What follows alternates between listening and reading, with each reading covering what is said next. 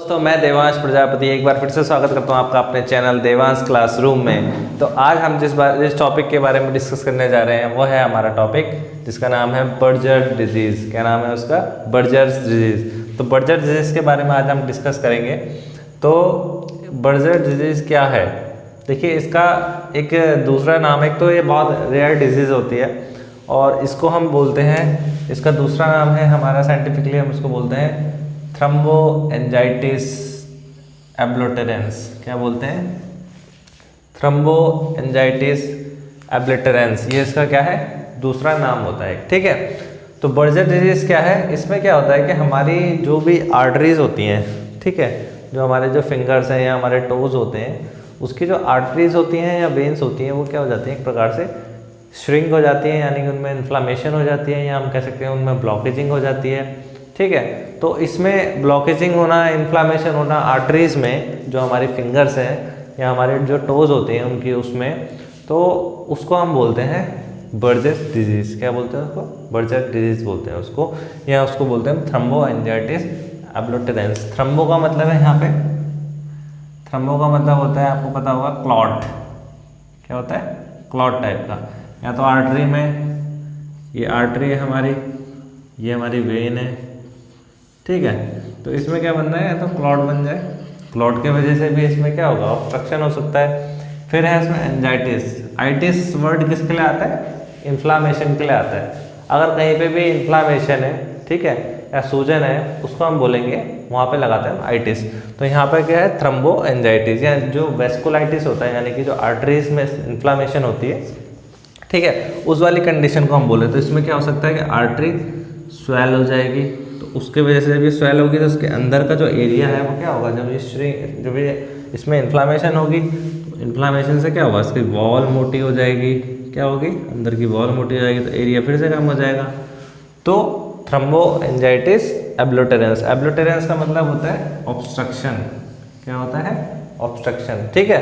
तो इसमें क्या हो रहा है बर्जर डिजीज में, जो हमारी पेरिफेरीज की जो आर्टरीज हैं, ठीक है, उसमें क्या हो रहा है? क्लॉट बन रहा है या इन्फ्लामेशन हो रही है, या फिर इसमें किसी प्रकार का अवरोध या फिर अवरोध उत्पन्न हो रहा है, या फिर ऑब्स्ट्रक्शन इसमें उत्पन्न होता है। उसके वजह से क्या होती है, फिर टिश्यूज़ में क्या होता है, ब्लड सप्लाई कम हो जाती है, और ब्लड सप्लाई कम होने की वजह से वो क्या होता है, वो एरिया पेल होता है। फिर ज़्यादा ब्लड सप्लाई कम होगी तो वो एरिया ब्लू हो सकता है, फिर उसमें गैंग्रीन डेवलप हो सकता है। तो इसको हम बर्जर डिजीज बोलते हैं। ठीक है।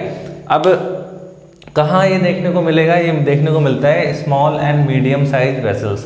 ये कहाँ इफेक्ट करता है? हमारी स्मॉल एंड मीडियम साइज की जो वेसल्स होती हैं, जो हमारी स्मॉल और मीडियम साइज की वेसल्स होंगी, आर्टरीज होंगी या वेन्स होंगी, उनको ये इफेक्ट करती है। तो स्मॉल साइज की जो आर्टरी वेन हमारी कहाँ पे होती है? हमारी फिंगर्स में होंगी। जो भी हमारा पेरीफेरी वाला पार्ट होगा, ठीक है, जो बॉडी से दूर वाला पार्ट होगा, उसमें क्या होंगी? स्मॉल आर्टरीज होती हैं, ठीक है, स्मॉल साइज की या मीडियम साइज की, ठीक है। और जो बड़ी आर्टरीज कौन कौन सी होती है? जैसे हमारी जगलर वेन हो गई, फिमोलर वेन हो गई, ठीक है, फिमोरल आर्टरी हो गई, ये सब होती है हमारी बड़ी वेन। तो इसमें क्लॉट बनना या इन्फ्लामेशन की वजह से जो ऑब्स्ट्रक्शन होना की जो संभावना होती है बहुत कम होती है। ठीक है। जो आर्टरी बहुत बड़ी होगी उसमें कहाँ क्लॉट की वजह से इतनी जल्दी अवरोध उत्पन्न नहीं होगा, जबकि जो छोटी आर्टरी है उसमें हल्का सा भी इन्फ्लामेशन होगा तो वहाँ ब्लॉकेजिंग होने के चांस बहुत ज़्यादा होते हैं। ठीक है। तो कहाँ पे होगी ये? स्मॉल एंड मीडियम साइज की जो वेसल्स हैं उसमें देखने को मिलेगा। फिर मोस्ट कॉमन कहाँ मिलेगा ये देखने को? मोस्ट कॉमनली देखने को मिलता है lower limbs and upper limbs. मैंने आपको बताया जो लोअर लिम है हमारा और अपर लिम है, उसका जो एंड एरिया है, हमारी जो फिंगर्स हैं या जो टोज हैं, तो जो एंड एरिया होता है वहाँ पे क्या होंगे, हमारी आर्टरीज और वेन्स क्या होती हैं, बहुत छोटी होती हैं। ठीक है, बहुत ज़्यादा छोटी, पतली हम कह सकते हैं, नैरो होती हैं। तो वहाँ पे क्या होता है, ऑब्स्ट्रक्शन के चांस ज़्यादा होते हैं। ठीक है। तो कहाँ देखने को मिलेगा ज़्यादातर ये? कहाँ पे? लोअर लिम्स पे और अपर लिम्स के एंड पे हमारे, और टोज। ठीक है।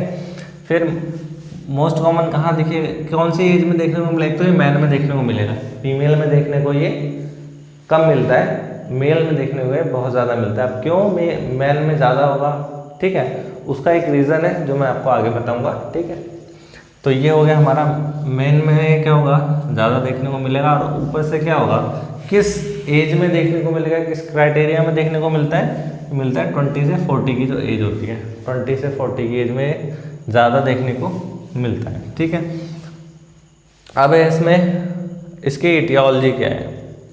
इटियोलॉजी मतलब इसका क्या रीज़न है। वैसे मैं आपको बता देता हूँ कि अभी तक जो है इसका जो है मेन जो कॉज है जो साइंटिफिकली प्रूवन हो, ऐसा कोई कॉज अभी इसका प्रूवन नहीं है। फिर भी साइंटिस्टों ने अपना अपना अलग अलग साइंटिस्टों ने अपना अपना अनुमान लगाया है कि इस वजह से ये हो सकता है। ठीक है, मैं इसमें क्या क्या है जो उन्होंने अपना अनुमान लगाया, जो भी उनका रिसर्च बेस है। लेकिन अभी भी अगर हम कहें कि बर्जर डिजीज़ का मेन कॉज क्या है, तो हम कंफर्म किसी भी जो कॉज है इसका जो हम बता रहे हैं इसमें से कह नहीं सकते कि हाँ यही है, एकदम यही सत्य है, इसके अलावा कुछ नहीं है, इसी वजह से ये होता है।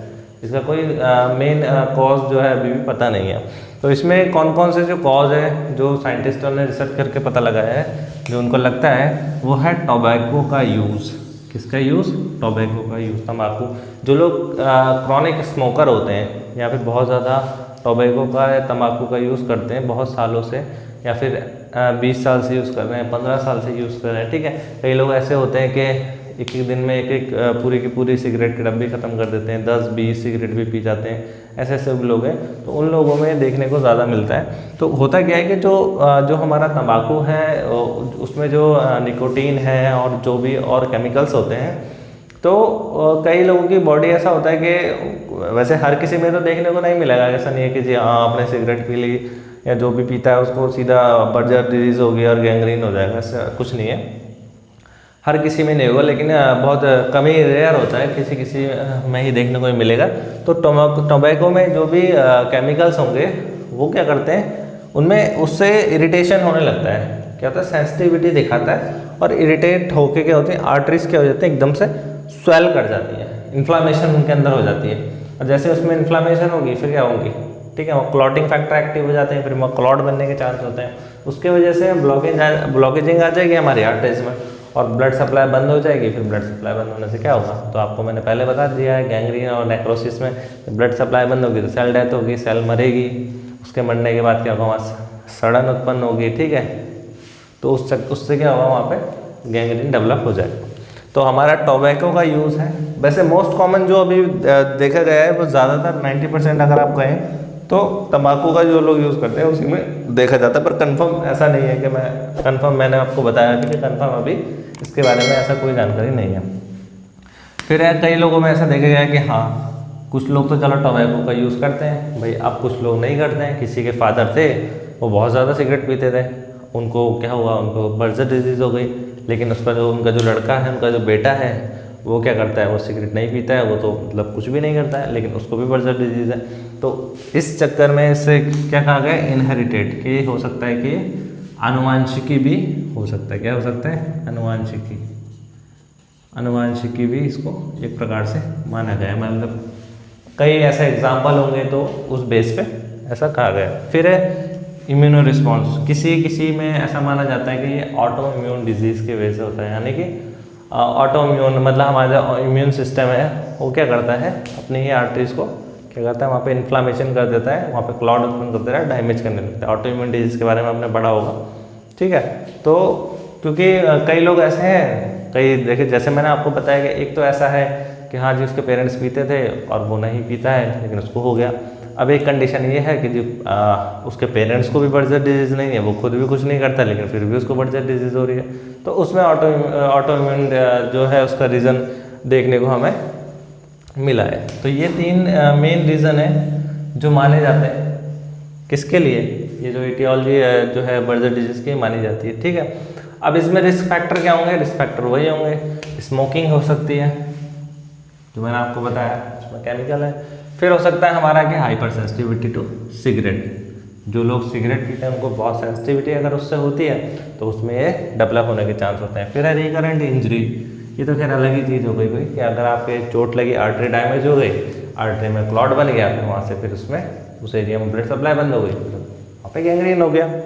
तो ये इसके रिस्क फैक्टर है। अब बात करते हैं क्लिनिकल फीचर्स, मतलब कि अगर किसी को बर्जर डिजीज़ हो गई है तो क्या क्या उसमें फीचर्स आएंगे, क्या क्या उसमें सिम्टम आएंगे देखने को मिलेंगे। ठीक है, तो उसमें देख लेते हैं। तो पहला है pain and weakness in leg and feet and arms. मतलब उस एरिया में क्योंकि ब्लड सप्लाई कम हो गई है तो वहाँ पे पेन होगा। उसके साथ क्योंकि वहाँ ब्लड सप्लाई नहीं है, वहाँ की जो सेल्स हैं वहाँ पे क्या हो रहा है, वहाँ पे न्यूट्रिशन प्रोवाइड नहीं हो पा रहा है, तो उस वजह से वहाँ पे क्या होगी, उसकी स्ट्रेंथ कम होगी, तो वीकनेस होगी उस पार्ट में, ठीक है, लेग में और हमारे जिस भी या हमारे आर्म्स में अगर ये हो रहा है बर्जर डिजीज, तो वहाँ पे क्या होगा, वहाँ पे पेन होगा, वीकनेस उसमें देखने को मिलेगी। फिर है स्वेलिंग हो जाएगी उस एरिया में, क्योंकि मैंने बताया आर्टरीज में इन्फ्लामेशन हो रही है वहाँ पे, तो स्वेलिंग उसमें देखने को मिल सकती है। फिर है हमारा फिंगर एंड जो हमारे फिंगर्स हैं या टोज हैं, उसमें क्या होगा, कई बार ऐसा होता है कि जिस पेशेंट को, मान लीजिए पेशेंट है बर्जर डिजीज़ है उसको, और अभी उस लेवल पे नहीं है, मतलब है इतना ज़्यादा ब्लड सप्लाई हैम्पर नहीं हुआ है, अभी भी ब्लड सप्लाई हो रही है वहाँ पे। अब मान लीजिए वो चला गया हिमालय के, मतलब केदारनाथ चला गया है, पहाड़ी इलाके में चला गया, बहुत ज़्यादा ठंड है, तो क्या होता है कि जैसे वो ठंडे इलाके में जाते हैं तो उसमें ठंड की वजह से कई लोगों में क्या होता है, सेंसिटिविटी होती है और आर्टरी और ज़्यादा श्रिंक हो जाती है। एक तो पहले से बर्जर डिजीज़ है उसमें, है ना, और ऊपर से आर्टरी और श्रिंक हो गई, तो उसमें क्या होता है, जैसे ही वो ऐसे इलाके में जाएंगे, ठंडे इलाके में, या बर्फ़ को कभी टच कर देंगे, तो उनमें क्या होगा, उस एरिया में क्या होगा, एकदम से वो पेल हो जाता है, पीला पड़ जाता है वो एरिया, क्योंकि वहाँ ब्लड सप्लाई कम हो गई, हमारा जो हाथ है हल्की रेडनेस होती है उसमें ब्लड की वजह से। अब उस एरिया में जब ब्लड सप्लाई कम होगी तो वो पेल पड़ जाएगा और बाकी एरिया आपको रेड दिखाई देगा। जैसे स्क्रीन में मैं आपको एक पिक्चर दिखाता हूँ, इसमें आप देख सकते हैं कि जो एरिया है, ये वाला एरिया वो पेल हो गया और साइड का एरिया क्या है, रेड है, ठीक है। तो और जो ऐसी जो ये जो कंडीशन होती है कि किसी पेशेंट ने ठंडी चीज़ में हाथ लगाया और आर्टरी श्रिंक कर गई वहाँ पे, तो इस एरिया को, इस जो कंडीशन है इसको हम बोलते हैं रेनॉल्ड्स फिनोमिना, जो हमने गैंग्रीन में भी पढ़ा हुआ, रेनॉल्ड्स फिनोमिना, इसको रेनॉल्ड्स फिनोमिना भी हम कहते हैं, ये इसमें आता है। तो इसमें क्या होगा, अगर वो पेशेंट वहाँ जाएगा तो उसमें अगर वो ठंड से एक्सपोज होगा तो उसमें उसका हाथ या जो भी एरिया है वो पेल कर जाएगा। फिर है इसमें क्या क्या देखने को मिलता है, इस्कीमिया देखने को मिलेगा, ब्लड सप्लाई हैम्पर हो रही है, तो जब ब्लड सप्लाई रुकेगी तो उसको हम क्या बोलते हैं, इस्कीमिया बोलते हैं। फिर अल्सर्स वहाँ देखने को मिलेगी, ठीक है, वो एरिया जब वहाँ पे टिश्यू डैमेज होगा तो अल्सर होने के चांस है। फिर लास्ट में वहाँ पे गैंग्रीन डेवलप हो सकते हैं।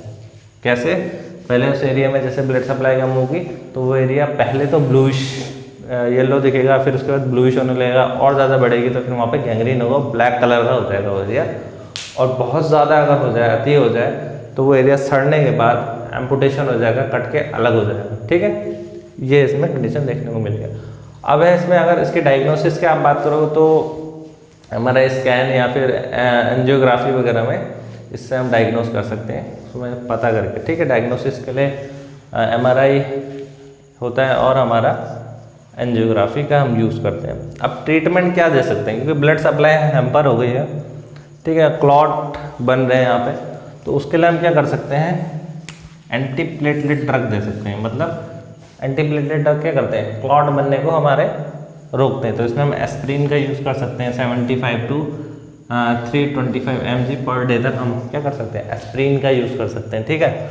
फिर है हमारा, हम यूज़ कर सकते हैं इसमें कैल्शियम एंटागोनिस्ट, या हम उसको बोलते हैं कैल्शियम चैनल ब्लॉकर। ये क्या करते हैं, हमारी ये एक प्रकार के आर्टेरियल डायलेटर होते हैं, ये आर्टरीज को फैला देते हैं, चौड़ा कर देते हैं। इसमें कैल्शियम चैनल को ब्लॉक करेंगे तो कैल्शियम चैनल ब्लॉक होंगे तो आर्टरी क्योंकि श्रिंक नहीं होती है, डायलेट हो जाती है। तो जैसे ये डायलेट होगा तो इसमें क्या होगा, ब्लड सप्लाई इसमें प्रॉपर हो पाएगी, और उसकी वजह से हमें क्या होगा, सिम्टम जो भी होते हैं उसमें ब्लड सप्लाई हैम्पर होने से नेक्रोसिस, गैंग्रीन वगैरह हमको देखने को नहीं मिलेगा। तो इसमें हम निफिडिपिन का यूज़ कर सकते हैं 10 mg thrice a day, TDS use कर सकते हैं 30 mg पर डे। हम कैल्शियम चैनल ब्लॉकर का यूज़ कर सकते हैं। हम कह सकते हैं कि पेशेंट की रिक्वायरमेंट के हिसाब से हम डोज बढ़ा सकते हैं। उसके साथ साथ पेशेंट को पेन है तो हम एनाल्जेसिक का यूज़ कर सकते हैं। एनाल्जेसिक बहुत है हमारे पे, डाइक्लोफेनिक सोडियम है, ठीक है, और हमारे आइबुप्रोफेन है, बहुत सारे हमारे हैं इसमें, एसिलोफेनेक है, इन सब का हम पेन किलर का भी इसमें यूज़ कर सकते हैं। तो ये छोटी सी प्रेजेंटेशन थी मेरी बर्जर डिजीज़ के ऊपर। आई होप आपको अच्छे से समझ आई होगी। और वैसे भी बहुत रेयर डिजीज़ है, अगर एग्जाम में पूछा जाए तो हम इतना तो उसके बारे में लिख सकते हैं कि हाँ, इसको थ्रोम्बोएंजाइटिस एब्लोटेरेंस कहते हैं। क्यों कहते हैं, स्मॉल आर्टरीज में देखने को मिलेगा, लोअर लिम्स में देखने को मिलता है। कॉमनली अगर पूछा जाए किसमें होता है तो मेंस में 20 to 40 ईयर की एज में देखने को मिलेगा, इटियोलॉजी क्या है। अभी इटियोलॉजी मैंने आपको बोला कि क्लियर नहीं है, फिर भी कुछ जो साइंटिस्ट कहते हैं वो है हमारा टोबैको का यूज़ है। अच्छा, जो पेशेंट इसमें आपके पास आएगा तो आप क्या करेंगे, सबसे पहले तो उसका बिल्कुल, अगर वो टोबैको का यूज़ कर रहा है, सिगरेट पीता है, बिल्कुल उसको स्टॉप कर देना है, ठीक है। उसके बाद उसका फर्दर हम ट्रीटमेंट स्टार्ट करेंगे, जो भी हमने आपको बताया। और इसमें हम क्लिनिकल फीचर मैंने आपको बता दिया, पेन, वीकनेस, ठीक है, ये देखने को मिलेगा। फिर आगे अगर स्थिति ज़्यादा गंभीर हो जाती है तो उसमें गैंग्रीन होगा। ये था हमारा बर्जर डिजीज़।